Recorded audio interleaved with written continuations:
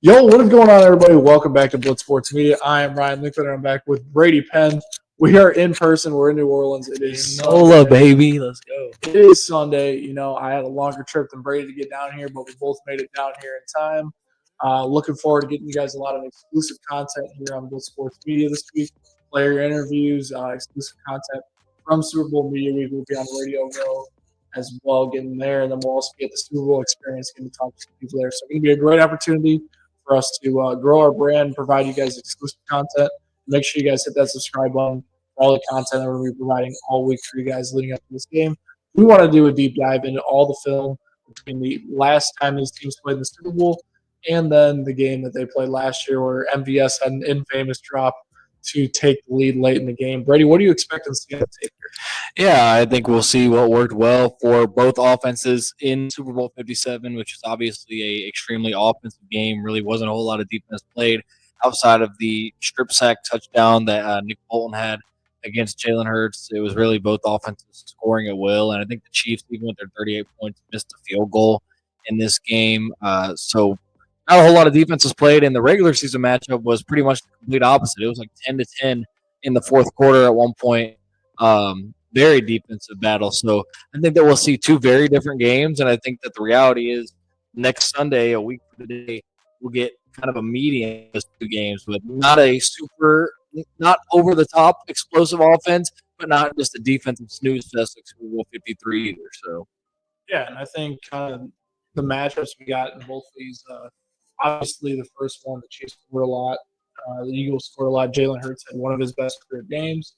Mahomes played with that injured ankle, was lights out in that one. They got the Super Bowl win, and then last year, it was a defensive battle. The Chiefs' defense was better. The Eagles obviously had a good defense at that time. You mentioned they were 10-1 at that time. So it's going to be interesting. We're going to start with the Super Bowl here. We're going to get into the first play, break it down, and then later in this, we're going to get to some of the plays from last year's game. So let's hear it. Yep. So I started off here with the Super Bowl 57. That was what I was tasked with. Ryan took the Week 11 game, so I'm sure we'll both have a little bit more explanation between our two respective games. But number one thing for me on the Chiefs' offensive side of things is Travis Kelce. Travis Kelce had a huge game, as we're so accustomed to him doing in the postseason. Back in Super Bowl 57, we saw him have a big time game against the Texans. He was really not a part of the game plan against the Buffalo Bills. I think that Andy Reid realized that coming off the game that he had, the focal point for Buffalo was going to be Travis Kelce and taking him away. So he put the ball more in the hands of Hollywood Brown and especially Xavier Worthy, and then even some D-Hop and Juju. But Travis Kelce against this Eagles team, I think they're going to be looking his way early and often. And there's no way to defend him if he plays like he did in this game because the first play here is cover 4 against the Chiefs. We know that Patrick Mahomes is great against the blitz. He's great against zone. He's really good against man coverage. This is cover 4. This is a zone look. They're going to bring Travis Kelce across. Just going to see him stem up the field, clears the linebacker. Mahomes puts a great ball on him. Easy 20-yard gain right at the beginning of this one. And that just goes to show you, as dangerous as Travis Kelce and Mahomes are against man, I think it's even more suicidal for a defense to constantly line up in zone against this duo. Yeah, I mean, there's a lot of different ways that you can line up in defenses. If you're on the Chiefs, you have the speed of Xavier Worthy and Hollywood Brown. You have Kelsey being one of the smartest players in the game right now, being find soft spots in the zone. So they're able to beat teams man zone, whatever it is. The Chiefs are ready for different answers, and this was a perfect example. Travis Kelsey finding a way to make it work with Kelsey, over the middle of the field. We're going to see more throughout this game how the Chiefs were able to utilize Kelsey in different spots, how they were able to utilize motion to get receivers open. Yeah, so just talking about how Kelsey was against zone. Here's Travis Kelsey against man coverage. And what you see from Andy Reid is motioning Kelsey in here. You're going to have man-to-man coverage by the Philadelphia Eagles. Darius Slay is this corner, about 8 yards off the ball. He's got MBS. Travis Kelsey is heading towards the inside, so you're going to see naturally the nickel defender here. I can't remember exactly who that is. He's taking an inside leverage. What Travis Kelsey is going to do is push up the field.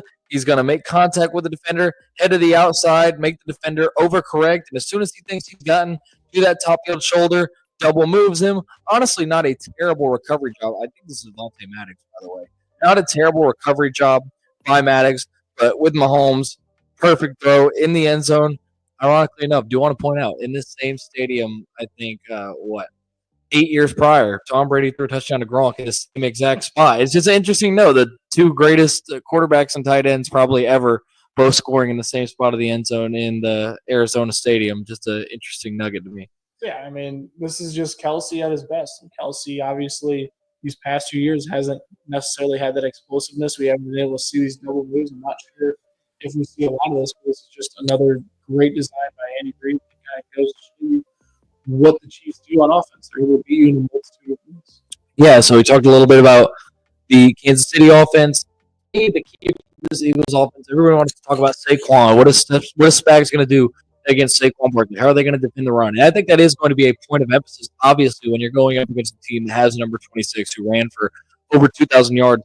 I think A.J. Brown is the most important player in this game. If you look at the numbers, the Eagles offense, without A.J. Brown and then in games where A.J. Brown didn't do much, the offense struggled big time. There have been games, not many, but there have been games where Saquon hasn't necessarily had the all-star numbers A.J. Brown has, and they've had a big-time game. To me, I think that Spags is going to force the Eagles into pass situations. He is going to load the box up. Honestly, if you watch this tape, he loaded the box up a decent bit with Miles Sanders and Kenneth Gainwell in the backfield.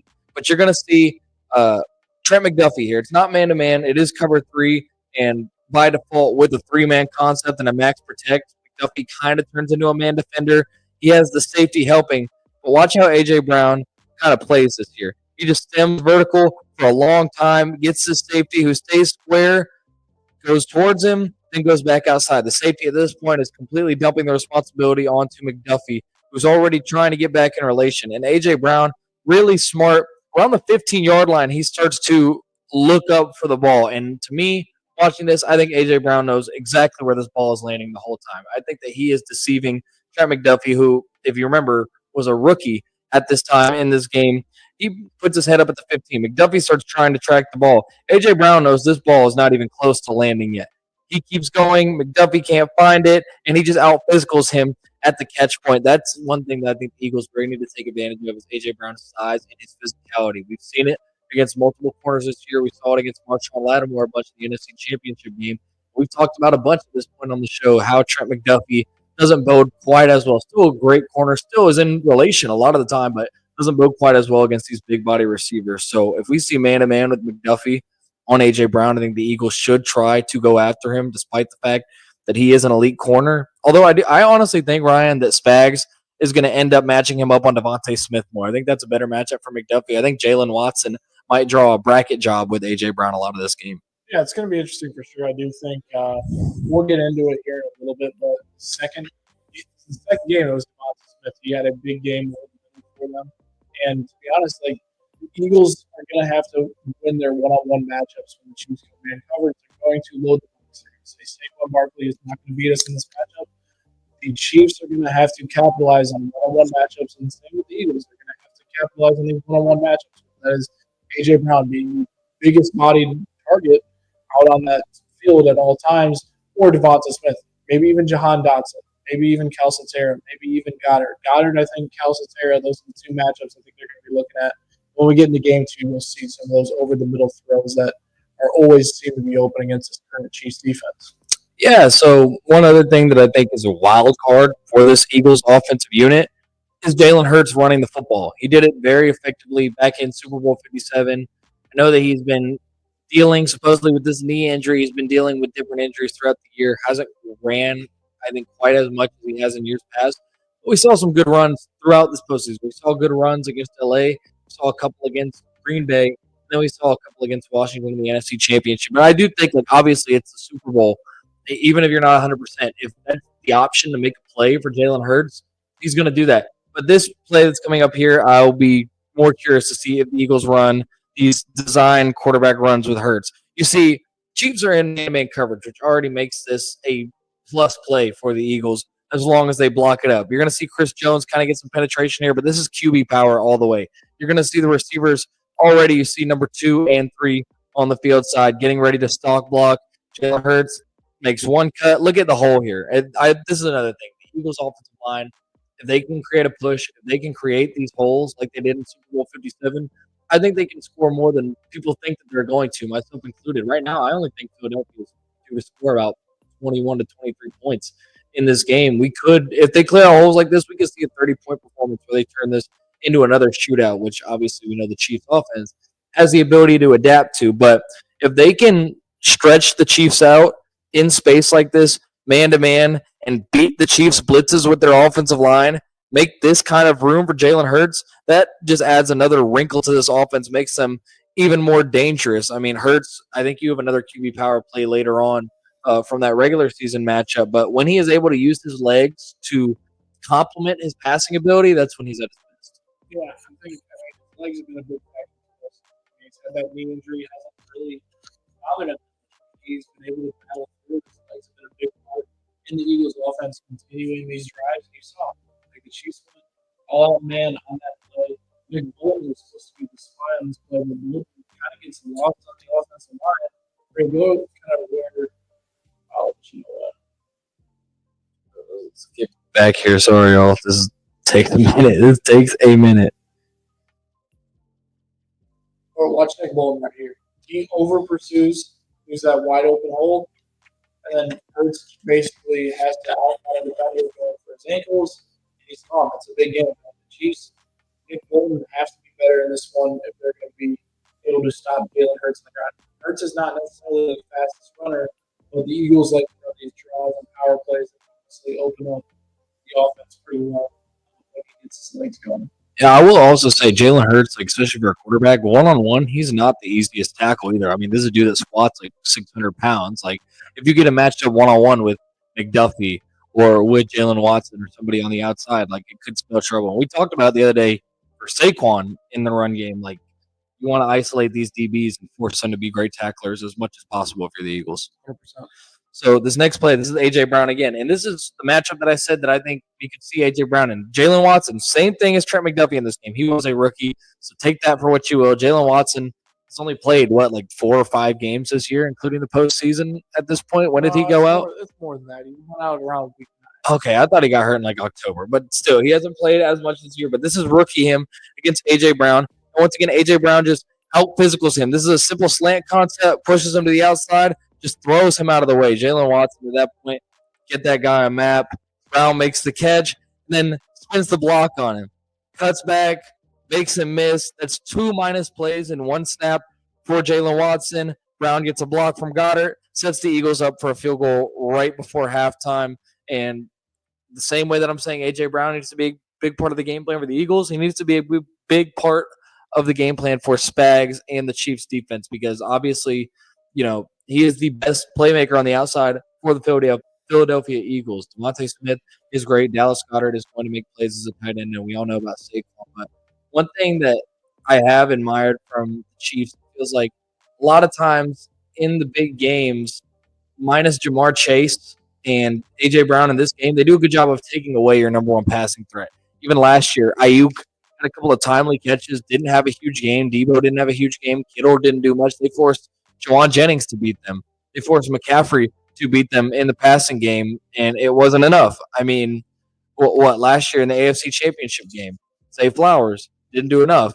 This year, AFC Championship game, Shakir didn't do enough. Nico Collins, divisional round, didn't do enough. So the Chiefs are always going to be great scouters of the other team, and they're going to do their very best to take away your number one and your X on the outside. It'll be interesting to see if they're able to do that with number 11. Who knows? Maybe the Eagles take A.J. Brown out themselves. Maybe A.J. Brown does not get the ball, and he needs to have a big game as we've seen this postseason. I know it's been a lot of the ground game that I expect this to really happen, but A.J. Brown's been phased out of this offense. He's had a low target share in some of these games, and who knows? Maybe the Eagles do it themselves. And the Chiefs, I don't find that likely, even though we've seen it this season. Yeah, so this is where we get into some really special stuff from Andy Reid, the corn dog play, which I will say, it is funny. I don't know if we'll see this play again. All 3 of the guys that have caught a big-time catch, big-time touchdown on this play, all 3 of them will not be seeing snaps for the Chiefs in this game. Sky Moore, Kadarius Toney, and McCole Hardman. Obviously, Moore is on the team, but he pretty much isn't. Kadarius Toney, undefeated Sky Moore. I was about to say. Sky Moore. Well, imagine Chiefs Twitter if we do get a Sky Moore touchdown in this game somehow. He ain't gonna play. He ain't gonna be there. He ain't gonna be there. But anyway, so here we go. You got man-to-man coverage. You've got cover 1. Everybody's defending the short pass here. And Andy Reid, I had never seen this before, really. this just shows how innovative Reed is and how this offense is.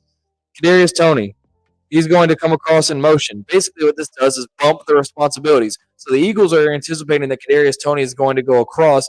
This is getting the linebackers to peel their ears back for maybe a jet sweep, maybe something where he gets the ball and cuts back, goes to the middle of the field.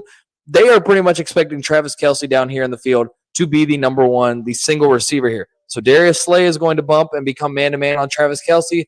Vontae Maddox is going to bump more to the inside and prepare to help either in the flat if something comes back across or in the run game. And then you're going to have these two receivers over here on the other side. That's Noah Gray, I believe, and then Juju. What happens?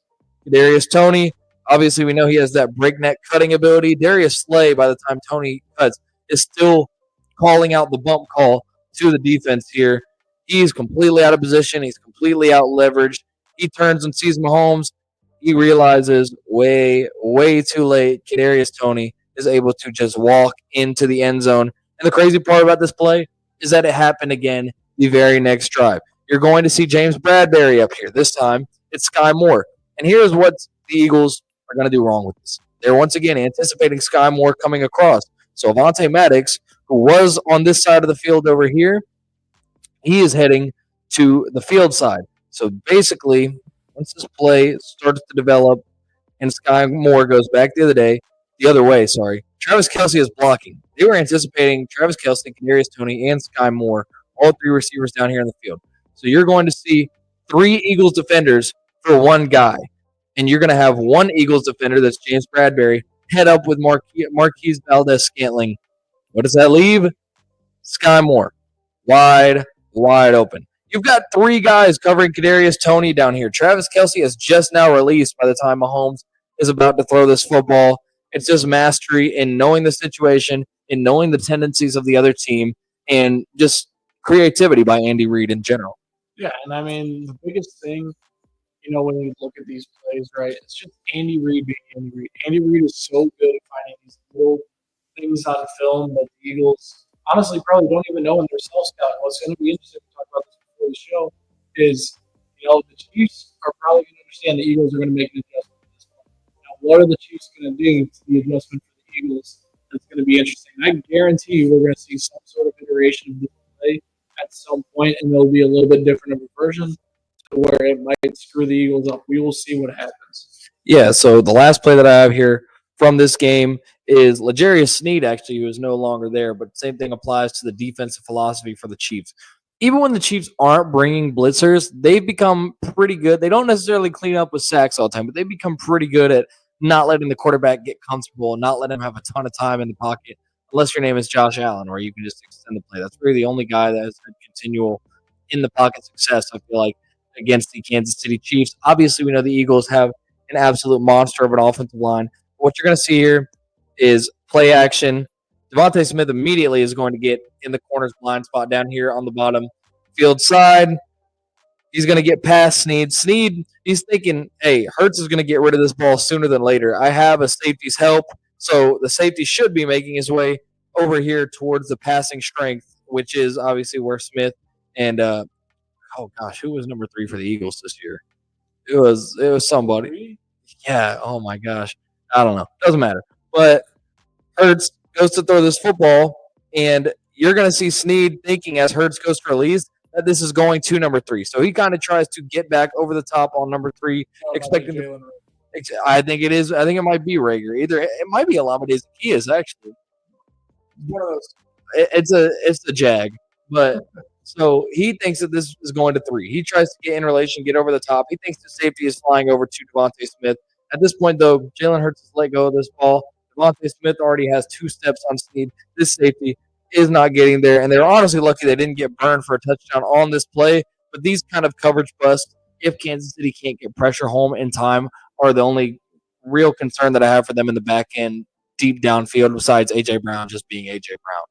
Yeah, I think honestly, like this defense, when you watch the Super Bowl, this version of this defense, a lot of similar players, they did not start playing at that elite level until next season. This defense was still in their first year together. A lot of new guys, new continuity, getting good.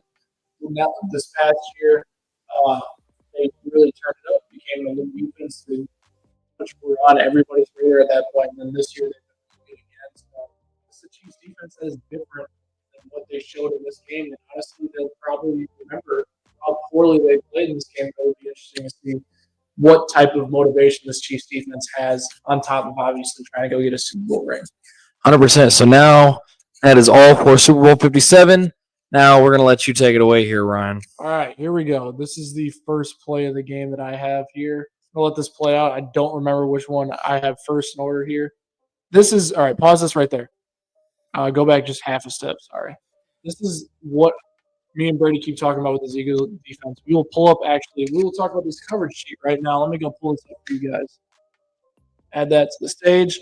Brady, why don't you explain this chart for us? All right, so pretty much this is the coverage rates by concept that both teams have used in the regular season and the playoffs. If you look for the Chiefs, it hasn't really changed a whole ton.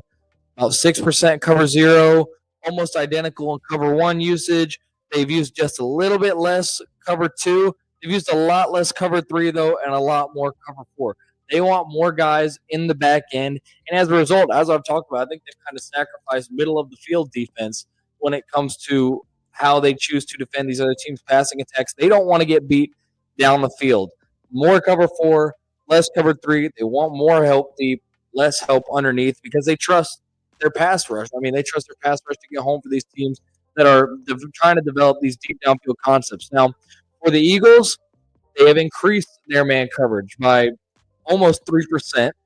They have gone completely away from cover two. They barely use it, but they've gone completely away from it. A little less cover three and a lot more cover four. So both these teams have gone to a lot more cover four out of their two high shells. I think that cover two really is going to be a weakness for both of these teams against these opposing offenses.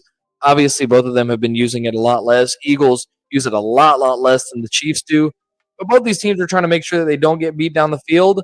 And both these teams are playing man at a fairly similar rate. Eagles in the postseason, decently higher rate of man coverage, but they're pretty much the same philosophy to me, which is we're going to let our pass rush get home. We're going to let our DBs beat your wide receivers, and we're not letting you have anything deep.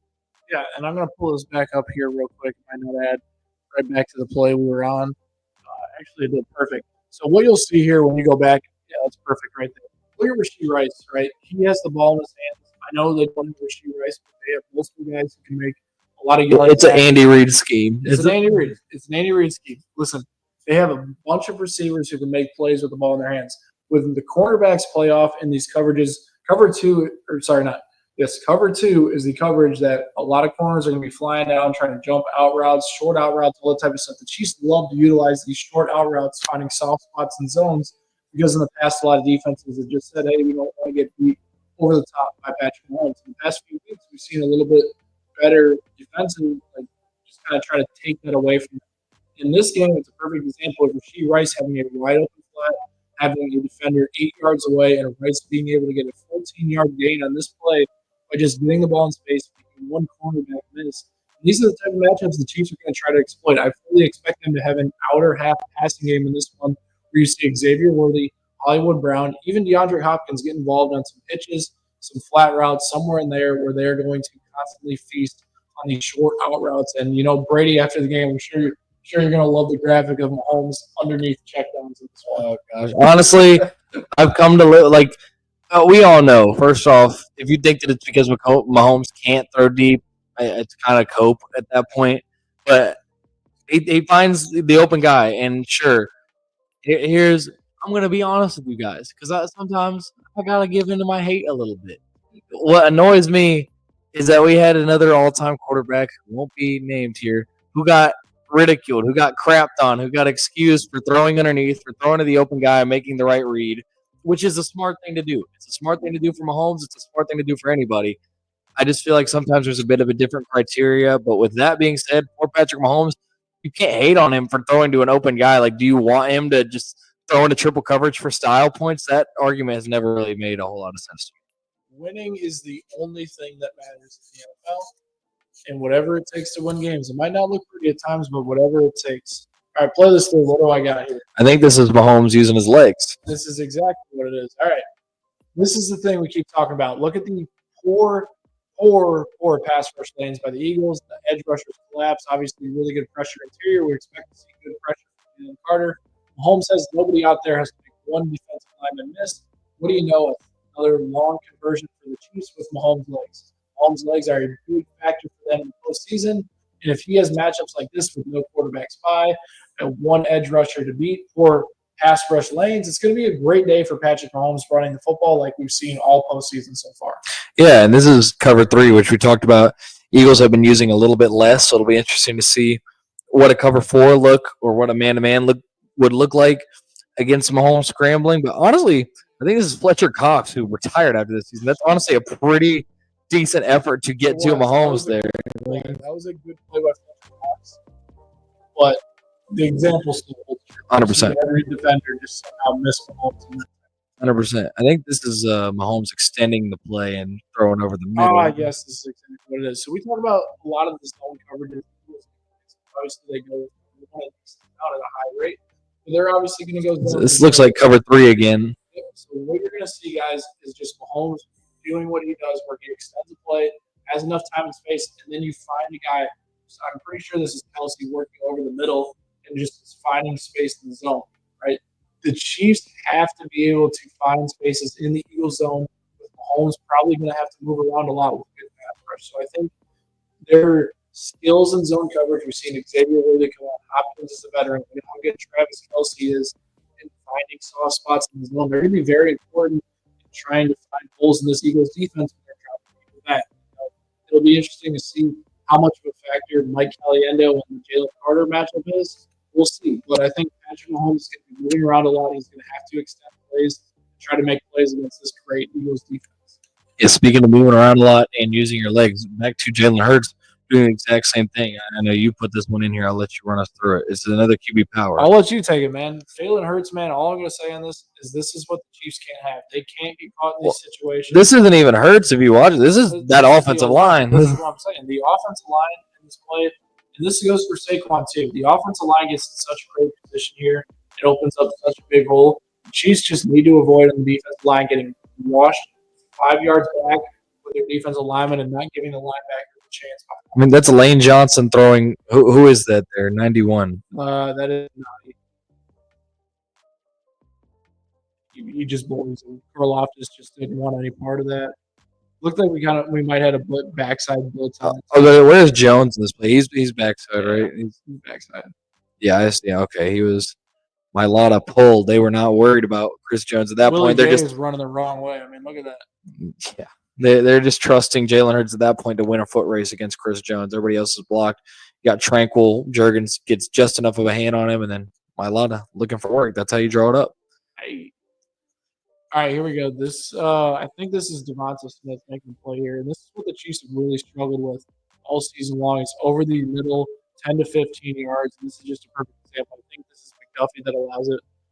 Honestly, McDuffie is probably the least of my worries, but Dallas got it, Devonta Smith, Grant Calcaterra, and Jahan Dotson. I expect all these guys to have in breaking routes. It has been the biggest weakness on the Chiefs defense this season. And these plays will be open, whether it is 3rd and 11, 3rd and 9. We constantly see teams converting on 3rd down and trying to, capitalize on these soft spots in the Chiefs defense. It's interesting for sure what we're going to see, from the Eagles to counteract this. We don't necessarily see a lot of in-breaking routes from this Eagles offense, but I truly think this is the matchup they're going to try to exploit. I don't think this is McDuffie. I think this is Justin Reed who gets caught on the outside. So you got McDuffie down here right next to the KC logo. He's going to end up taking this in-breaker right here. And then you got Reed on the outside. Or no, that might be Watson. It's another corner. It's not Trent McDuffie. Trent McDuffie's in the middle of the field. But you got Reed who causes the congestion here. Honestly, good scheming by the Eagles. Devontae Smith uses his guy to get the angle, goes underneath. Obviously, he wins that speed matchup, and that's a big-time gain over the middle, like you were saying. Yeah, 100%. And I think one of the biggest things watching this tape, right? It's not going to be. We know the guys, Saquon Barkley, Patrick Mahomes, Travis Kelsey. These guys are going to make plays throughout this game, right? It's going to be the unsung hero. Who's going to be the Kadarius Toney? Someone is going to have to step up. Who's going to be the Corey Clement from Super Bowl 52? Someone's going to have to step up, and who knows? We might have a chance to interview him this week. We'll definitely keep you guys posted on that. What's interesting though about this full matchup, Brady? Patrick Mahomes has never been leading at halftime in any of his It's Super true. Bowls. I mean, he's come back Never. from. He's come back from. Has there been a double-digit deficit in every game? Was there a double-digit last year? I know there's been a deficit every game. I know there was double Yeah, deficit in the I don't first know and the. about last year. Last year was 10-3. Okay. Yeah. I want to do this. Uh, I've got one X factor that I'm thinking of on the Eagles. I want you to give one too. I'll go first, and then we'll do one for the Chiefs. Like that unsung hero type for me, it's Nolan Smith. We've talked about him and just his ability off the edge, the nightmare that he presents with, despite being undersized, having freak athleticism, good strength, obviously great burst and speed, and Joe Tooney has been phenomenal. Joe Tooney, this is his sixth time on this stage too. Even though he's gotten moved to tackle, he's still been Joe Tooney. I think that speed matchup could be beneficial for the Eagles, at least cause a little bit of disruption. Yeah, and on the Eagles side of things, my X factor is actually Dallas Goddard. Dallas Goddard needs to have a big game for the Philadelphia Eagles. They're going to continue to move the ball. They're going to get one-on-one looks. Can Goddard capitalize? I think for me, for the Chiefs, I'm trying to think should be an offensive or a defensive guy. I think it's defensive, and I think it's Nick Bolton. We saw Nick Bolton make a huge play that first time, scoop and score. Obviously, we're expecting the Eagles to run the ball at least probably 21 times in this game just with Saquon Barkley. Nick Bolton is that run stuffing linebacker. I think him and Drew Tranquil will both have a lot of work on the interior and making sure that Saquon doesn't get to that second level. That's my pick. My pick is Kareem Hunt. Kareem Hunt is my pick. Kareem Hunt has been playing with a lot of passion in this postseason. You know, it really feels like, if you guys kind of look at the story, he feels like this is a redemption. Yeah, I mean, he's looked like he's been getting a real kick out of this playoff run. Yeah, I mean, it's Kareem. Kareem Hunt has actually, just been soaking up his second chance in Kansas City and trying to take full advantage of it. I really think if the Chiefs are going to have to beat the Eagles, they're going to have to run the ball too. And what they've showed in the last few weeks is not good enough, so they're going to have to be better there. It's going to be interesting, guys. So make sure you guys tune into all the content on our channel we're providing. We will be asking the tough football questions that you guys want to hear, not some BS about what they ate before the game. We got the good questions. Hey, we will have no Taylor Swift questions. I 100% Blitz Sports Media guarantee these will all be football-related questions. If you want Taylor Swift, go watch the Grammys. All right, but hey, anyway, hit that subscribe button for more content. Me and Brady will